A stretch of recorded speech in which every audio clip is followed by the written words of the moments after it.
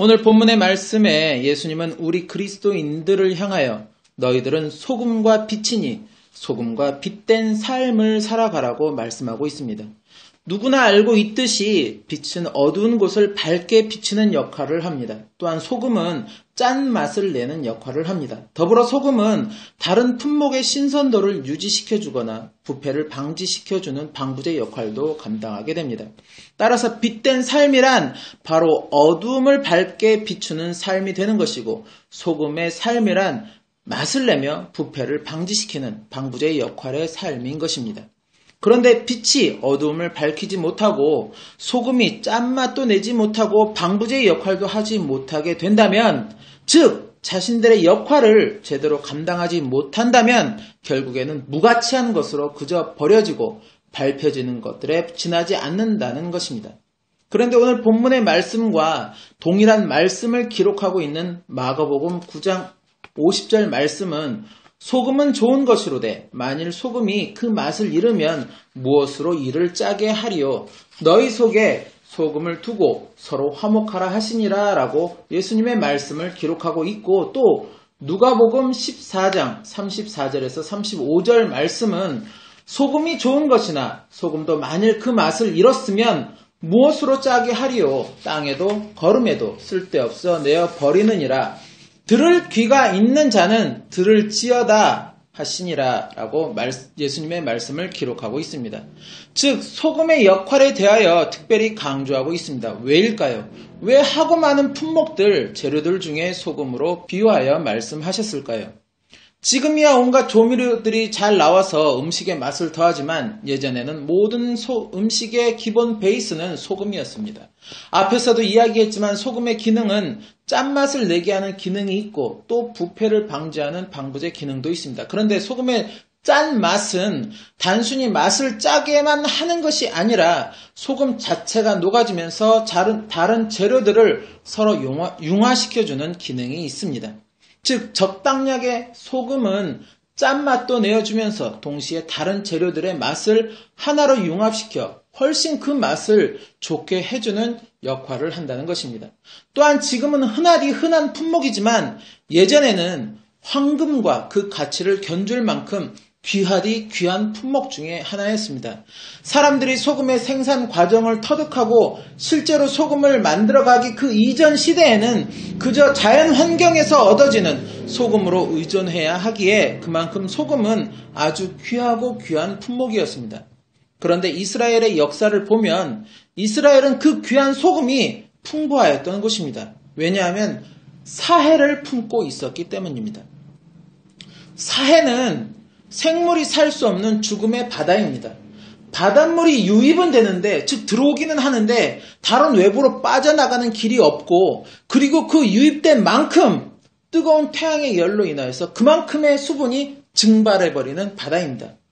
그러다 보니 수분은 증발되고 염분은 계속 남아있게 되기에 사해는 다른 바다보다 그 염분 양이 6배가 더 높다고 이야기를 합니다.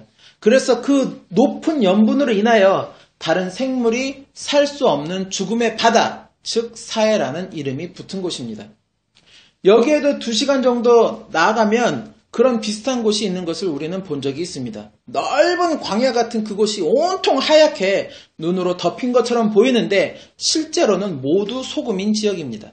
그곳은 사람들이 바닷물을 이리저리 모으고 또 햇볕에 말리고 해서 소금을 채취하는 것이 아니라 그저 태양빛에 자동으로 바닷물이 증발되고 남아있는 그 소금을 한 곳으로 모으기만 하는 곳입니다.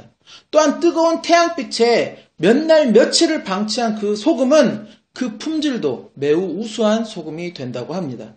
만졌을 때 손에 찐득하게 달라붙지도 않고 맛도 짠맛과 더불어 단맛도 품게 되는, 그래서 이 나라의 유명 특산품 중에 하나로 손꼽히는 것이 바로 이 소금이라고 합니다. 한국에서는 이러한 소금을 천일염이라고 하는데, 우수한 천일염은 그 안에 풍부한 미네랄 등 좋은 광물질들을 많이 포함하고 있고 맛도 아주 좋다고 합니다. 그래서 한국 사람들이 즐겨 먹는 김치, 젓갈 등 이런 음식에 반드시 이 좋은 천일염을 사용하게 되고, 그래서 그만큼 사람들에게 많은 인기를 얻고 있다고 합니다. 사회도 마찬가지로 이러한 소금들이 주변에 가득한 곳입니다. 예전에는 사회가 죽음의 바다라는 칭호와 함께 사람들에게 많이 외면되었던 곳이기도 하지만 오늘날 과학과 기술력이 발달하면서 그곳에 무한한 광물들이 있다는 것이 알려지면서 지금은 이스라엘 사람들의 사랑을 독차지하며 생명의 바다로 불려지고 있다고도 합니다. 어쨌든 하나님이 이스라엘 민족에게 지정하여 주신 그 가나안 땅에는 땅도 비옥하였지만 동시에 이 사해도 포함되어 있는 축복의 땅이었다는 것입니다. 구약에 보면 출애굽 당시에 하나님은 모세를 통해 소금의 중요성을 몇 번 언급하신 적이 있습니다. 출애굽기 30장 34절에서 35절.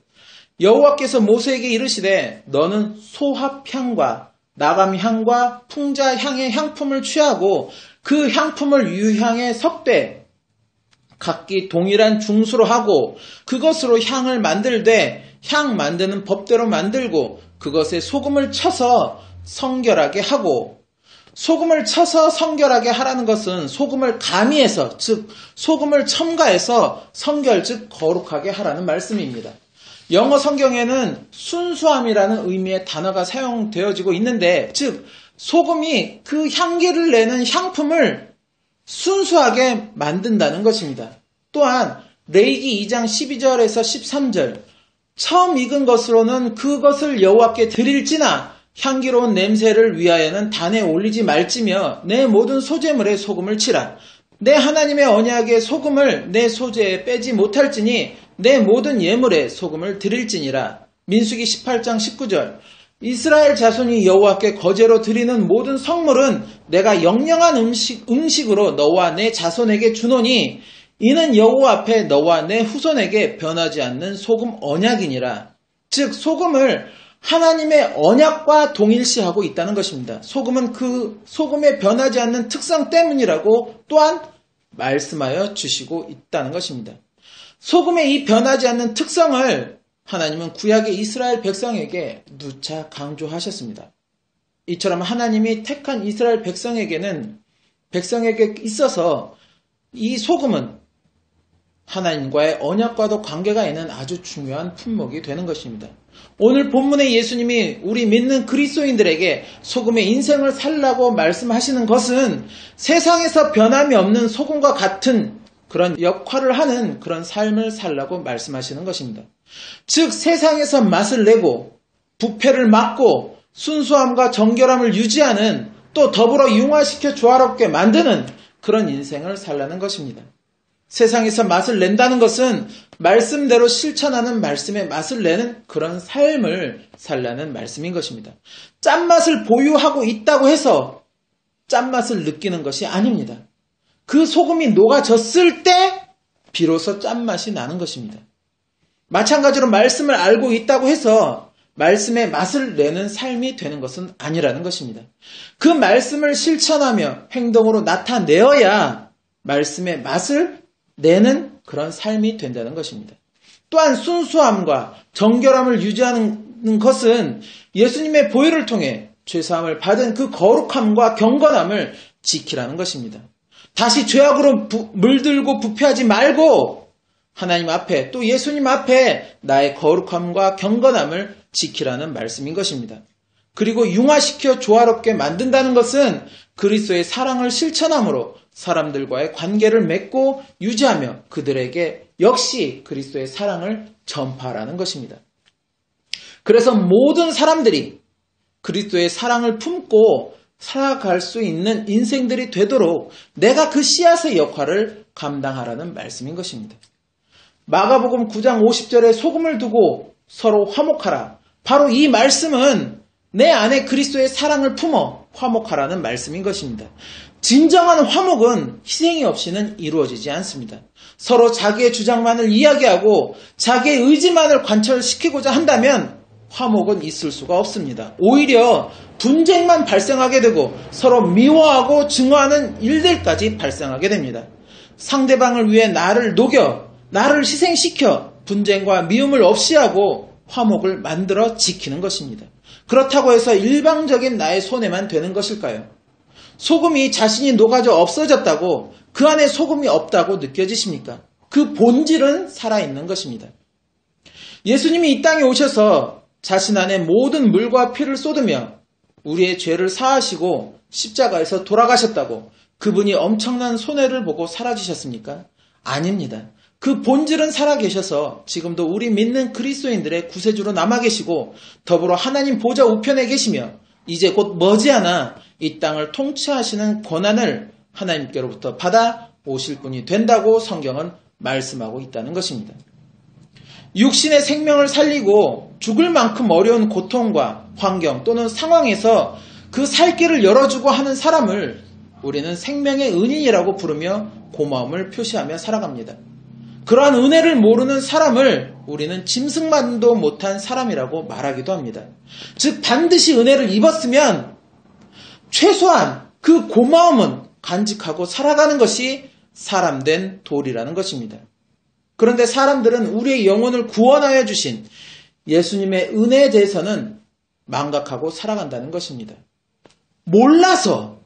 이것을 몰라서, 즉 예수님이 우리의 죄를 구원하시기 위해 이 땅에 오셨고 그리고 십자가에서 모든 물과 피를 흘리며 돌아가셨다는 것을 몰라서 예수님의 은혜의 고마움을 느끼지 못한다는 것은 그렇다 하지만 그것을 모두 알면서도 심지어 그 은혜에 보답하는 인생이 되겠다고 눈물을 흘리고 세례도 받았고 목사, 장로 등 직분까지 받은 그 사람들이 자신들의 이익을 추구하기 위해 자신들의 권력을 유지하기 위해 말씀을 이용하고 하나님의 이름을 이용하고 수많은 믿음의 성도들을 울리는 일들을 자행하면서 지금 여기저기 교회들을 분쟁하게 만들고 또 부끄럽게 만들고 있다는 것입니다. 빛도 소금도 자신이 녹고 불에 타야 그 본질을 발휘하게 되는 것이고 나타내게 되는 것입니다. 지난주까지 우리가 주제로 나누었던 나 자신에 대한 말씀 안에서의 성찰, 또 하나님과 나와의 올바른 관계 설정이 이제 정립이 되었다면 이제 우리는 오늘 본문의 말씀처럼 나 자신을 녹이고 태워서 내가 가지고 있는 본질을 나타내는 삶을 살아야 하는 것입니다. 내가 가진 본질이 무엇입니까? 내 안에 계시는 예수 그리스도의 본질입니다. 그리스도 예수님의 본질은 바로 자신을 희생하여 세상을 구원하시는 사랑인 것입니다. 누구를 위해서? 나를 위해서가 아니라 내 앞에 놓인 죽어가는 영혼을 위해서, 그리고 하나님의 나라를 위해서, 하나님의 영광을 위해서인 것입니다. 그것을 친히 하나님의 독생자 예수 그리스도가 이 땅에 오셔서 우리에게 본이 되어 주셨던 것입니다. 누가 알아주기를 바라는 것도 아니고 누가 기억하여 주기를 바라는 것도 아닌 것입니다. 내가 그러한 본질의 삶을 나타낼 때 내 안에 계신 주님께서 나의 변론자가 되어주시고 또 나를 보증하여 주신다는 것입니다. 소금과 빛 그 자체는 아주 좋은 것이지만 그것이 그 역할을 못하면 그 가치를 잃어버리게 된다는 것입니다. 내가 말씀을 알고 그리스도 예수를 내 안에 품고 있어도, 그래서 모든 은금보화보다 더 귀한 것을 내가 가지고 있다고 하여도 그것을 실천하지 않으면, 행동하지 않으면 그 귀한 가치가 묵혀져 버린다는 것입니다. 돈도 그 가치를 잃어버린 돈은 일반 종이보다도 못한 쓰레기에 불과하게 됩니다. 갈릴리 해변에서 당시 어부였던 시몬 베드로와 그 형제 안드레에게 주님은 나를 따라오너라, 내가 너희로 사람을 낚는 어부가 되게 하리라고 말씀하셨습니다. 사람을 낚는 어부가 된다는 것은 내 유익을 위해 사람들을 포섭해서 내 마음대로 조종하고 이용하는 그런 사람이 아니라 바로 사람들에게 영생의 소망을 심어주고 그들의 죽어가는 영혼에 다시 생명을 불어넣어주는 그런 사람이 된다는 것입니다. 그리고 사도들은 그러한 인생을 살았고 순교자들이 되었습니다. 그리고 그들의 그 이름과 그 희생은 성경의 기록으로 남아 오랜 시간이 흘렀어도 우리에게 잊혀지지 않게 되었고 또 많은 이들의 삶의 지표가 되었습니다. 그리고 그들은 주님과 함께 평안한 안식을 누리고 있다는 것입니다. 오직 주님을 위해 말씀을 실천하였고 행동하였다는 것입니다. 과정 속에 다가오는 많은 미혹과 유혹들, 그리고 자신과의 싸움들을 모두 이겨내고 승리자의 반열에 섰다는 것입니다. 더불어 오늘 본문에 예수님은 빛된 우리의 삶은 세상이 아무리 우리를 숨기려고 해도 숨겨지지 않는 그런 인생인 것이고, 그래서 그 빛이 세상에 비추어 많은 사람들에게 그 빛이 비춰지게 하는 것이 또한 우리의 삶이 되어야 한다고 말씀하고 계십니다. 그리고 마지막으로 우리의 착한 행실을 보고 하늘에 계신 하나님 아버지께 영광을 돌리게 하라. 하나님 아버지께 영광을 돌리게 하라 라고 말씀하고 계십니다. 내가 영광을 돌리는 것이 아니라 우리의 착한 행실을 본 그 사람들이, 바로 그 사람들이 하나님께 영광을 돌리게 하라는 것입니다. 무슨 말씀입니까?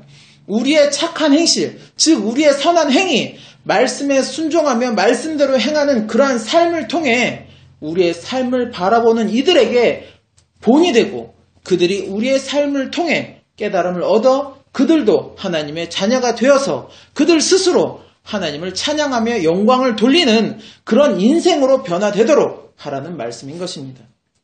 그들의 시선이 우리를 바라봤을 때 우리의 모습이 탐욕으로 가득하고 세상 사람과 별반 다를 바가 없다고 한다면 그들이 우리의 말과 행위를 통해 무슨 깨달음을 얻을 수가 있는가 하는 것입니다. 소금과 같이 변함이 없는 모습으로 나를 녹여서 짠맛을 내며 동시에 서로 융화시켜 조화를 만드는 그리스도의 사랑을 전하고 실천할 때 그런 나를 바라보는 사람들이 깨달음을 얻게 되는 것이며 그들도 역시 하나님의 자녀로 거듭나는 인생이 되기를 스스로가 바라는 것이고, 그리고 바로 그들이 하나님께 영광을 돌리는 삶을 살아가게 되는 것입니다. 거창하게 크게 세상을 모두 포용하라는 것이 아닙니다. 지금 내가 있는 그곳에서 내 가족에게, 내 형제에게, 내 이웃에게 그러한 본을 보이는 삶이 되라는 말씀입니다. 겉과 속이 다른 이중적인 그런 모습이 아니라, 즉 겉으로는 거룩한 척, 또 말씀에 순종하는 척 그런 모습이고 뒤에 가서는 엉뚱한 짓을 행하는 그런 겉과 속이 다른 그런 이중적인 모습이 아니라 겉과 속이 온전히 일치하는 그런 모습으로 말입니다. 예수님은 말씀을 하시면서 들을 귀가 있는 자는 들을지어다 라고 말씀을 하십니다. 들을 귀라는 것은 단순히 소리가 들리는 이런 형식적인 귀를 의미하는 것이 아닙니다. 말씀의 본질, 말씀의 진정한 의미를 깨닫는 귀를 의미하는 것입니다. 즉 말씀의 진정한 의미를 깨닫는 자는 그 말씀을 듣고 이제 나아가 그 말씀대로 실천하는 삶을 살라는 말씀입니다. 아직 그러한 귀를 가지고 있지 않다면 그 귀를 가지려고 힘써서 노력하셔야 하는 것입니다. 그리고 주님의 말씀을 그대로 이행하는 삶이 되기를 진정으로 또한 소망합니다. 그것이 바로 주님께서 우리에게 알려주시는 축복의 비결인 것입니다. 이 세상에서 잘 먹고 잘 사는 그런 축복의 비결이 아니라 바로 하나님께서 인정하시고 하나님의 백성이 되는 영혼 구원의 축복이 되는 비결이 되는 것입니다. 때로는 시험으로 인해 힘들 때도 있고 어려울 때도 있습니다. 그러나 내 안에 그리스도 예수님의 본질이 살아있고 그 가치가 존귀한 가치로서 존재하게 될 때 주님께서 때로는 내게 위로가 되어주시고 때로는 나의 힘이 되어도 주시며 내가 끝까지 승리자의 길을 갈 수 있도록 손을 붙들고 동행하여 주신다는 것입니다. 이 믿음이, 이 지혜가 충만하고 굳건한 우리의 복된 삶이 되시기를 예수님의 이름으로 축원합니다.